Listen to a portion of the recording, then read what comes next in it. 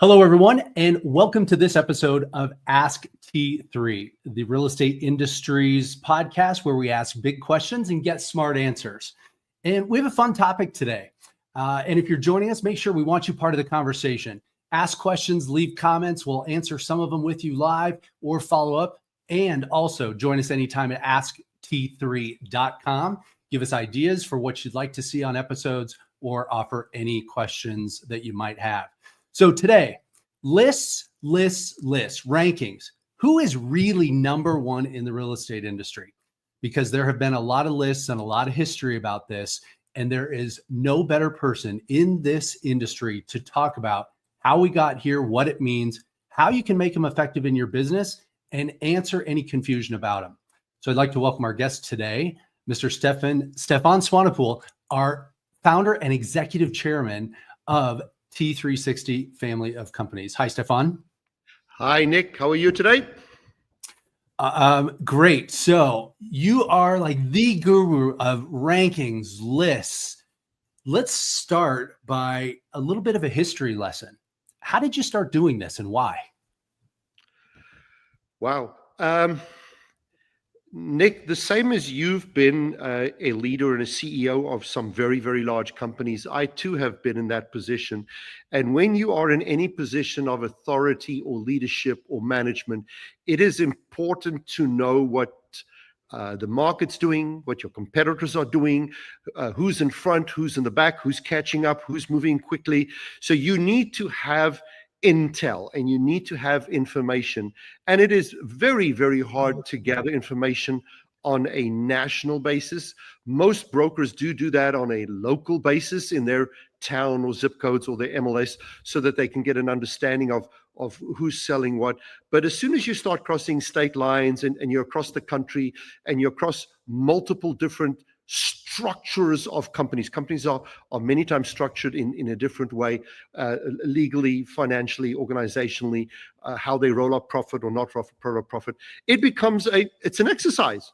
And when I was in that leadership position, I wanted that data. I needed it, not to be able to know who's number one. It's less about who's number one, but simply where do I, as a leader, fit in to the list, whether you're measuring individuals or brokerage companies or franchises or MLSs or associations. It doesn't matter what you're measuring or where. You just need to have an understanding. And there are other companies that have created lists over time, and many of them have been doing so for 2-3 decades.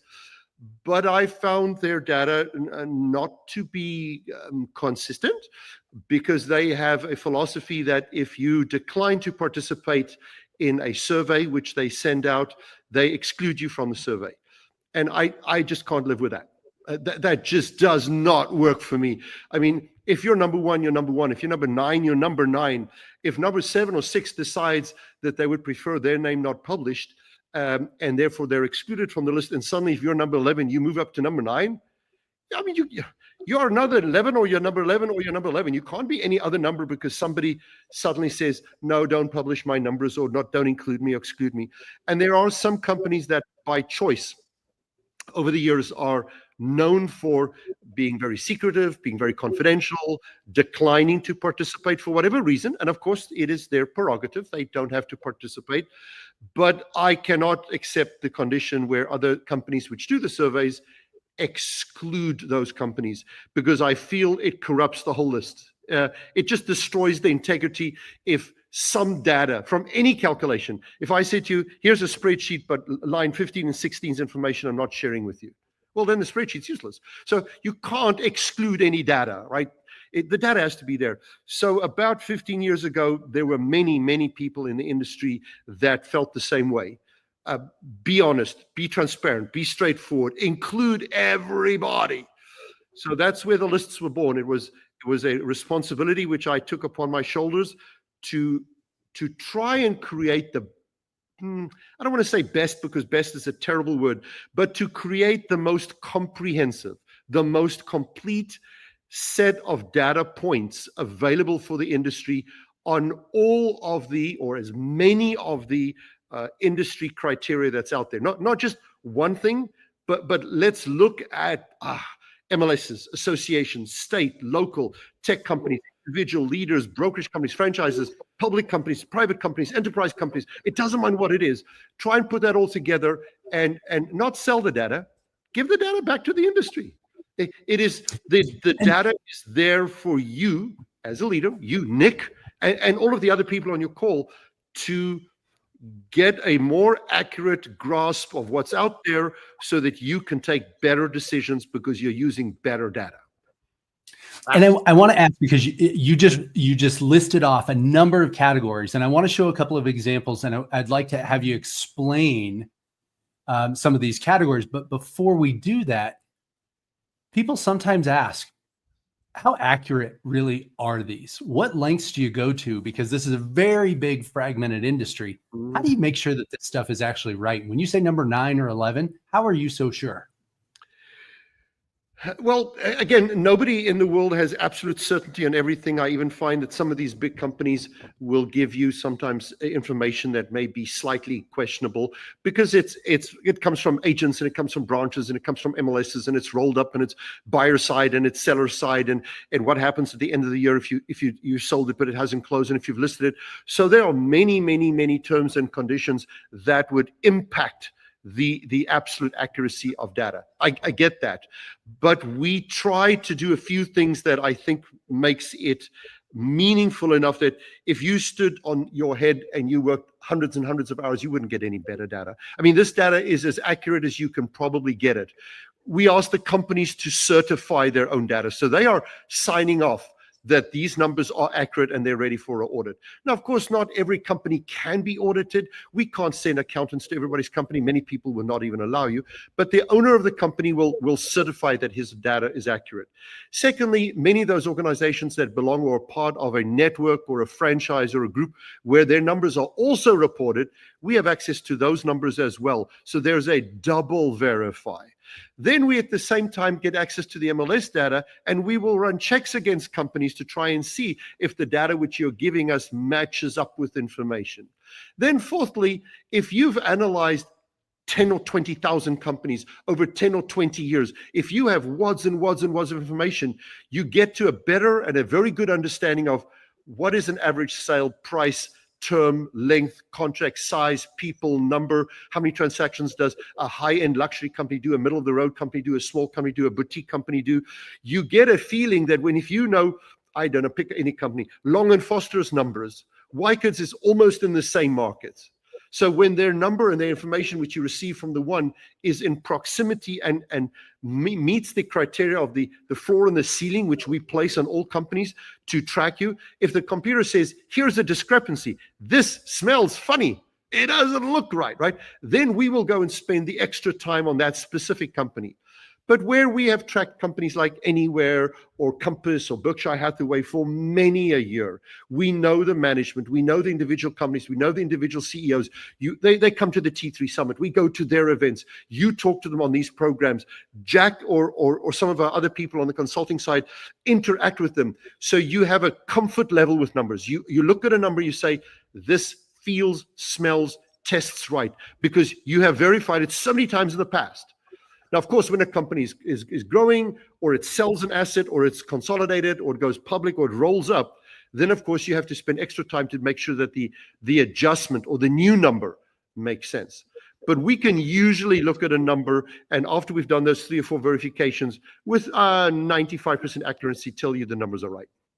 They're good. Well, and one thing I know about this industry is even something that's published like market share at the local market, there's a little bit tattletale that goes on in this industry where we keep each other honest, and that probably helps a little too. Okay, yeah. Well, I mean, we don't go look at everybody's About Us page, but if you've just put out 5 press releases the last year and your About Us quote page quotes certain numbers, and then you give us a different number and you give your franchise organization a different number, clearly there's something wrong, right? And it is very, very, very seldom that we find a company that is deliberately trying to be devious or lie about numbers. It is usually small discrepancies where they may or may not included a commercial transaction. They may or may not have included their Canada numbers. They may or may not included, buyer and seller side. So there may be some double counting. So because you are aware of the transaction and how it takes place, you then go back to try and audit those numbers to try and clean them up. The most important thing is that we treat Compass the same way we treat Douglas Elliman or Howard Hanna or Berkshire Hathaway, so that the inclusion or exclusion of something is consistent across the board, so that it's an apples to apples comparison. So let's look at some of these categories. Let's show some examples. Let's start, and these were recently published, where you can go and find them on realestatealmanac.com. But let's look first off, brokerage by volume. So tell us what we're looking at here in this top 10. It's easy to distinguish between MLSs and associations and tech companies because that's obvious. But when you get to the residential real estate brokerage industry, it becomes a little bit more complicated because all brokerage companies are not the same, right? Over and above the fact that you, of course, have a mom and pop and small and boutique and independent, and then part of a network and part of a franchise and rolled up and consolidated. As a result of that, you cannot compare a regular brokerage company, meaning the organization that holds the licenses, where the licenses are actually residing, right? So the brokerage company that receives the commission and does the transaction and separates out the split of the commission after the transaction is completed. That organization, although you get different legal structures and the management operates differently, this group, which we refer to as a brokerage company, right? A residential brokerage, and very important, not commercial. I mean, we deliberately exclude the CBREs and the Cushman and Wakefields. I mean, this is not a commercial list. This is a residential.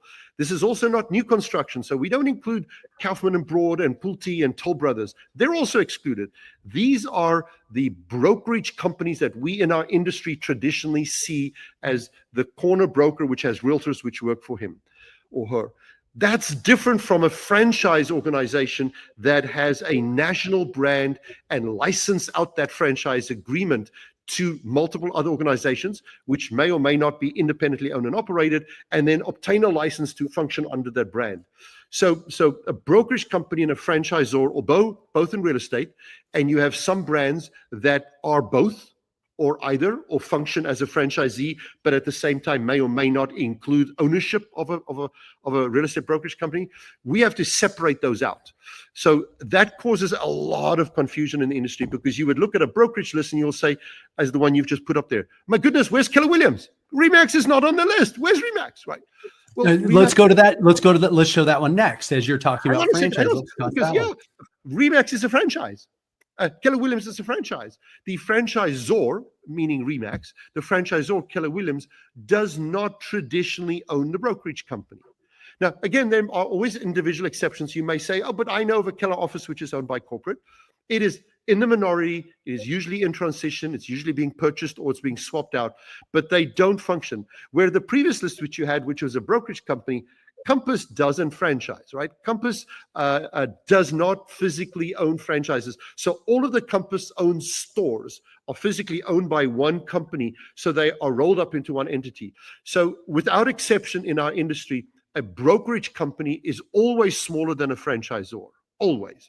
Simply because the franchise allows you immense scalability. It allows you to have multiple offices, which you have maybe no legal ownership over, no equity ownership, you have no profit sharing.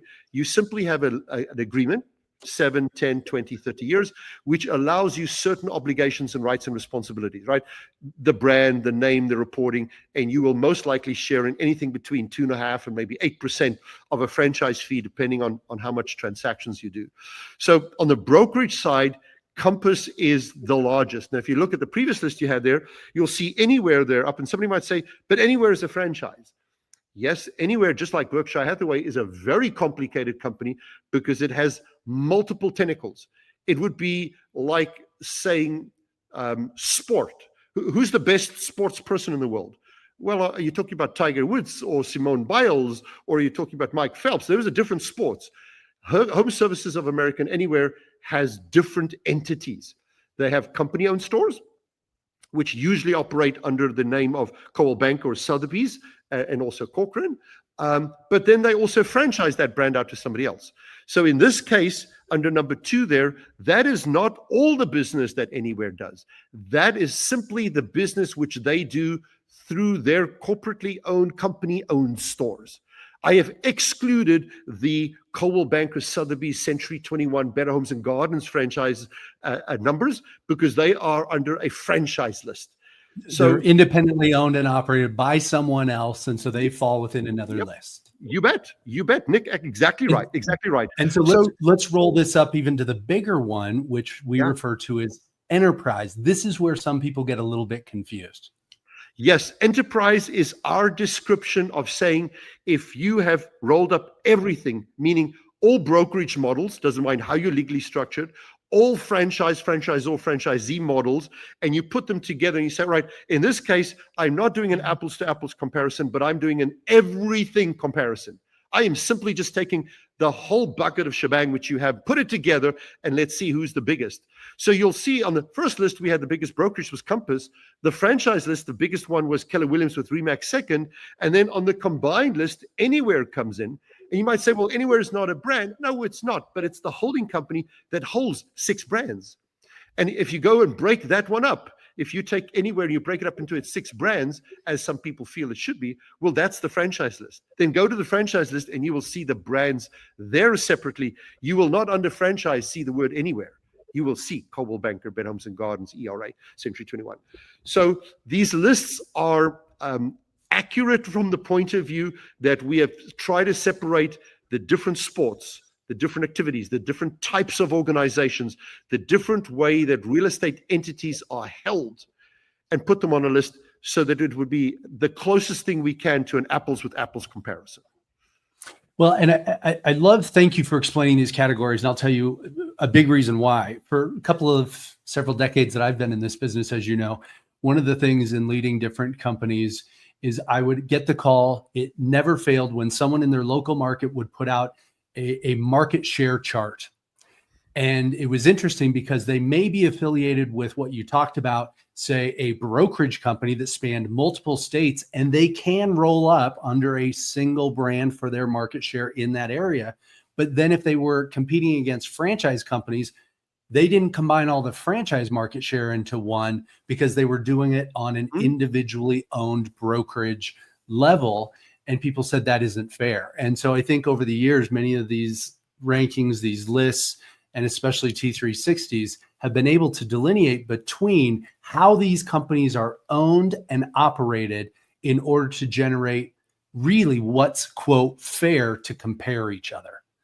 Yes, but data is only meaningful, Nick, if you can frame it correctly, if it has legitimacy. I like to often say T360, we're not in the horse race, right? We're neither the jockey, we are neither the horse, we are not the owner of the horse participating out at a pick a race, the Kentucky Derby. What we are simply the adjudicator that allows the horses, whether these are 2-year-olds or 3-year-olds or 4-year-olds, to start at a starting spot at the same time as fairly as you possibly can get them to start, to run the length of their course, in this case, a 1-year period. We take it as a calendar year. And so there's a start date, January 1, there's an end date, January 31st or December 31st. And we look at your numbers. So when this horse comes over the winning race at the end of the year, to be honest, we don't really care who wins. We're not here touting for any one company above another. It is the leaders of those companies who are the owners of the horses or the jockeys of the horses. We are here to certify that it was a fair race, and that here is the time of each horse. So here are the sales volume numbers of the horses. So we are trying to have people be able to look at the race. And if you only did, I don't know, pick a number, 25 billion last year, you can go to these lists, pick the heading which is the most closest to your legal and operational structure and branding. Go look down that list and say, wow, 25 billion would have brought me 17th. That allows you to understand where you are in the country, how big you are, and what you need to do to beat number 16 or 15 or 14 or 13, because that's the race. You're in a race with yourself. You've got to become better.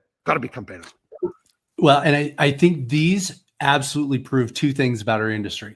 One is how we cooperate. I don't know many other industries that if you own a restaurant here in my community, that you're looking at the number of hamburgers that the restaurant down the street sells versus how many you sell. We're cooperative in saying, I'll put my numbers out there if you put your numbers out there. But it also, I think these rankings create an incredibly competitive spirit to say, that company beat me last year. I'm going to work harder. I'm going to think more strategically because I want to win that race more than the other. So it, to me, just shows cooperation and the competitiveness of our business. So that being said, I want to ask you this, Stefan, how have you seen? Let me add one comment there. To the word which Yeah. you've just used, I would maybe say, if I may, let's use the word transparent. I think our industry as competitors, because they are very competitive with each other, they are transparent with each other because of the cooperation which existed through the multiple listing services of sharing listings, right? So that cooperation which happens through the MLS has created an industry which is exceptionally transparent with each other to the betterment of I think the totality. It allows data to be more accurate. So better insights. Yeah, I agree. And it's not only transparent to one another, but that transparency even to consumers has just been Absolutely. exceptional in its advancements over the years. So let me ask you this. Okay, we understand the rankings, they're out there, but how do people use them? What have you seen over the years are best practices on ways that people can leverage them, use them, market them? How should they be using them? So I think a broad question, Nick, which has both a external and internal application.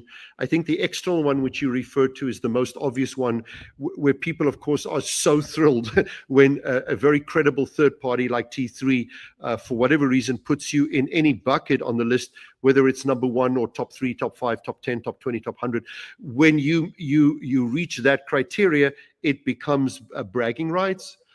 We didn't create the list for bragging rights, but I understand that it does, by implication, does create bragging rights. And of course, we have no problem that you do it for that purpose. But that's not why it was created.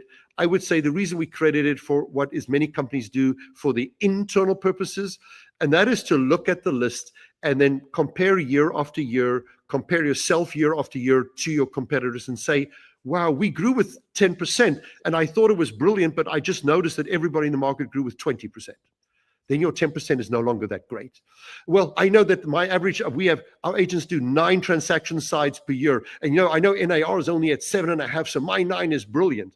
And then you look at your competitor and you realize they do 12 or 13 or 14. So it is a benchmark. If anything else, you can determine in your state, in your category, in your market, are you growing faster than your competitor? And yes, they are competitors. You said cooperation. Yes, there is some level of cooperation through the listing side, but you were with Remax, you were with C21, so you were at 2 camps, which those 2 camps on their own have known over time to be very, very competitive with each other, right? They were at each other's throats. And you add Keller Williams into that mix, you add EXP into that mix, and you have got tons of battles out there. So this becomes a fair, objective, comprehensive benchmark for you to know how to use it quietly for your own benefit behind the scenes in your business plan, in your comparative market analysis of your competitors. I think that's great advice. And okay, let me ask you one last question to close this out, which I think it's what everybody really wants to know. Like, you've been up close with these rankings for years, and I'm sure you've been able to forecast some trends. Like, if you go to sleep tonight and I break into your house, is there a secret drawer in your desk that you open that has the 26 Stefan forecasted results of, do you know where everyone's going to rank next year because you've gotten so good at these rankings? Absolutely no freaking clue.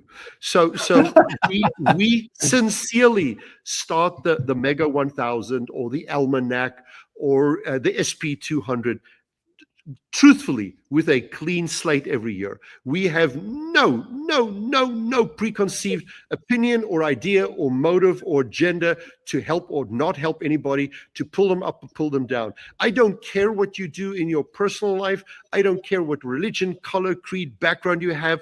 This list is all about gathering information. And we try our best to focus just on the information that we are given. So yes, do you over time have a good indication of what will next year look like? Yes, because the ranking of Anywhere or the ranking of Berkshire Hathaway Home Services of America, and then the recent rise of Compass, EXP, Real, United Real Estate, you can see how companies, maybe one year was 20th and the next year 17th and the next year 15th. So you can see when a company is in an upward trajectory. And you can see when a company loses its leader and it becomes leaderless. And although the leader doesn't per se sell houses, and of course the agents do, often when the company is leaderless or it has a newer or a unknown leader, it sometimes takes a period of time to get the culture, the momentum, the excitement, the expansion, the growth, the mergers and acquisition going. And when you have a leader, again, which is, okay, I have a war chest. I'm going to go to war. I'm going to buy some companies. You can usually spot it when a company's going up. So yes, we can make a fairly good calculated guess of where we think a company's going to be. Even if you look at Compass, which has been on a growth path, and EXP, you look at their previous growths, I can probably project where they're most likely going to be next year. But we have no hidden agenda and no secret list and no secret drawer. Oop. Still, I bet you have a pretty good security system, but it still might be worth looking through a couple drawers to see if something's in there. But no, why do you think I moved Stefan, to Hawaii? So I would be 2,500 miles away from everybody. That's why you moved, so no one could find the secrets. Yeah. Okay, you heard it here. Big questions, smart answers. We know why Stefan moved halfway across the world. All right, Stefan, thanks for clearing this up. We appreciate it. And by the way, we work together now, which I love. But I have to say, obviously, I've seen these rankings and I've used them myself as a leader in many ways. And I think you've done great work with them over the years. So congratulations on setting the standard. Thank you, Nick. Thanks for putting this Ask T3 together and inviting many people of the industry. I think it is just, it's nice when you can have a honest fireside chat on important topics with people that care. And if you can find those people in the industry, and there are many of them, but if you can find them and pull them out, this is going to be a program which many people will enjoy. Thank you. That's great. Thanks, Stefan. We'll see you next time. All right. Take care, buddy. All right. Bye-bye, everyone. Okay, everyone, thanks for joining us. You heard it right from the person that's been at the center of creating this type of ranking list study, the research, the analytics. And I think the best thing that we heard today is, one, make sure you're looking at it. And number two, use it secretly for yourself to benchmark your business against where the industry is. The transparency that causes or creates gives you the ability to create a blueprint of where you're going in your strategy. So make sure, go to realestatealmanac.com. You can find all the different lists segmented. Use them, they're public. And also, we just announced the organized real estate. So MLSs and associations that just went live this week. You can check that out too. Thanks for joining us. Again, go to askt3.com. We want to hear from you, and we'll see you again next time.